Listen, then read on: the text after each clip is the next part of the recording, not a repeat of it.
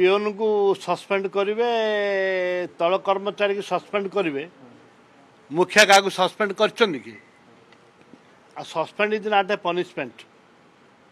खाली गोटे ब्रेक सरकार ताकू गोटे कम कर देखे मंत्री बाहर करना पूर्व तो इतिहास अच्छी अभिभक्त ओडिशा रे लोक अरेस्ट करना अरेस्ट करवा दरकार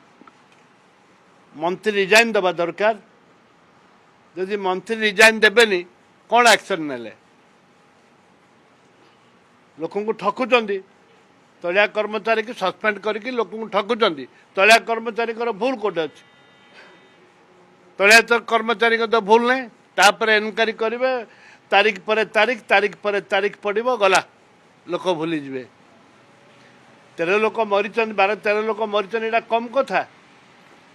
जे मेडिकल को बचाई आसते डेड बॉडी होगी जाऊँ या दुर्भाग्यजनक कथा किसी ना।